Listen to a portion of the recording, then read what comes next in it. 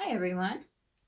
I usually, like I said, I don't do politics and I don't do religion, but I feel we all have our right to religion. So I'm going to quote something from the Bible. I'm Catholic, so it may not pertain to you. It has to do with Job. It says, basically, what is the meaning behind Job?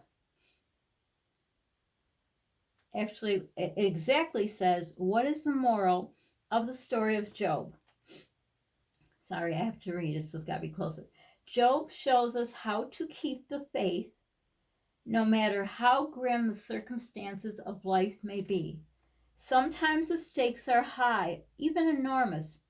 How can a person maintain faith in God in the face of apparently meaningless, and I forgot to write the rest down, meaningless suffering, I think the word was. I can't read my own handwriting. So, the first time I was reintroduced to Job was when I was pregnant with my daughter. I was in the hospital a lot. Actually, no, it started with my son from my second marriage. I was in and out of the hospital. He was failure to thrive. So basically, what that meant is I had a terrible pain from here to here, like where your gallbladder is down. They didn't know what it was from, so I was in and out of the hospital. I told some of this story on another vlog. Good for you new people. So my gynecologist lived, I don't know, a few streets away from me. My first husband had left me, or rather was taken out by the police. And that's another story, and I could repeat it another time. But anyhow, my gynecologist gave me his home phone number, and he says, if you ever have to go to the hospital, you call me. I don't ever want to hear that you're driving yourself to the hospital. Because of this pain, it was hard for me to eat, and therefore it was harder for my baby to thrive. So this was the same doctor that set me up for a NICU tour, because toward the end I was saying, shouldn't we take him early, because I feel he's not thriving, growing inside of me, and I feel he would be safer on the outside where I could feed him. So he set up a tour for me for the NICU. Little did I know, years down the road, I'd have a NICU baby. So after seeing these tiny, tiny micro preemies, 24, 25 weeks, that are barely hanging on to life, I decided that I have to believe in God. I have to believe that, I don't know what I stepped on here. I have to believe, hold on. I have to believe that this is the right thing to do. It's not even to believe in God. It's more, there's a proof line here.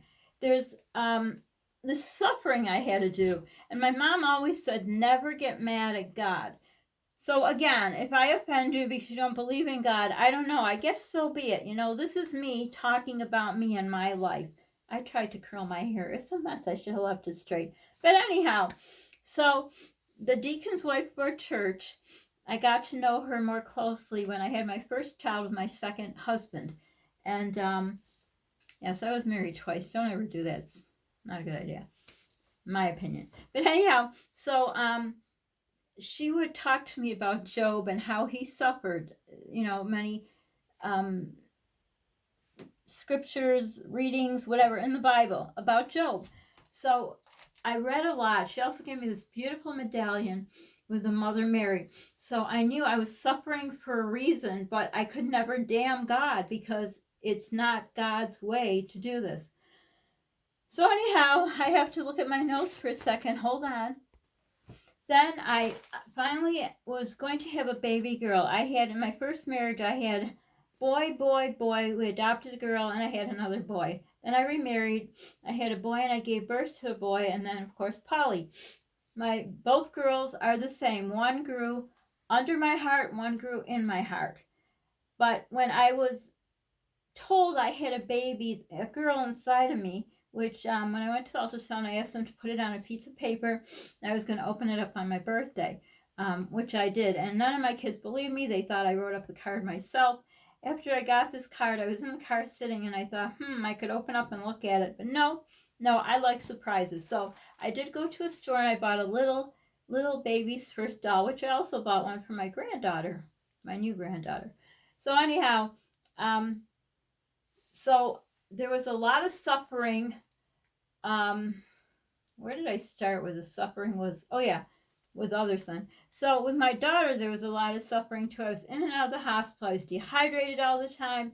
I had severe nausea. What's this, something emesis is called? I don't know. But I wasn't puking, so I guess it wasn't emesis. I was deathly nauseated. So I was in and out. Once again, it's like, why, God, why?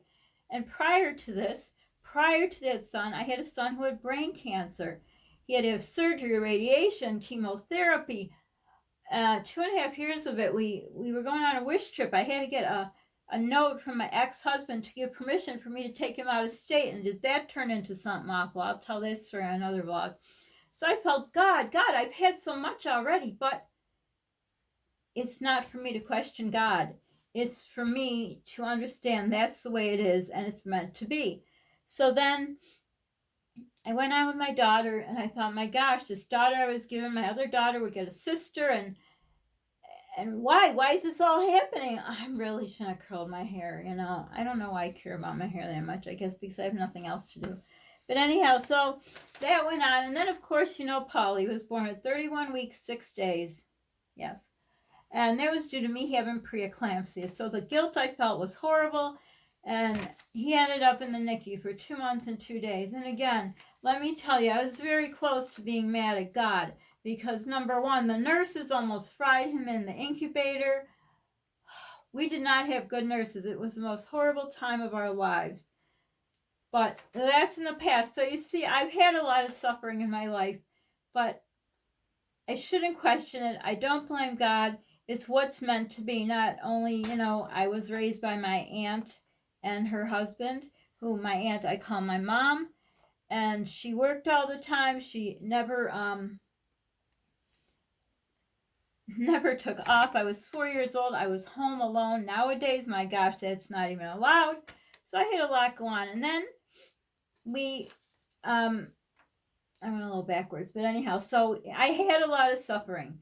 And then, like I say, then Polly, and in the NICU, and every day. And the day I go to, he was going to come home the next day. I met the guy with the apnea monitor, and he was going to show me how to use it. And as he's showing me, I see a light go off, and everyone goes running to a bedside.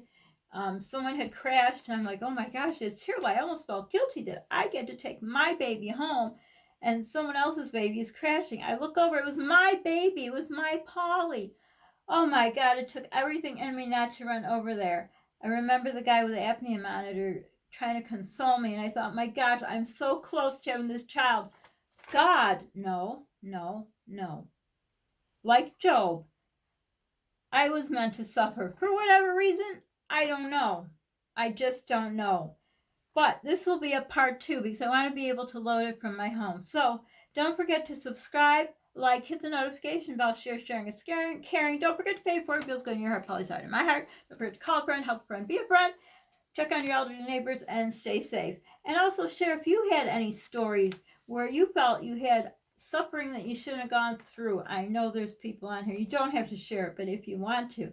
So this will go on to part 2. So maybe I could load this for you. So you'll get it.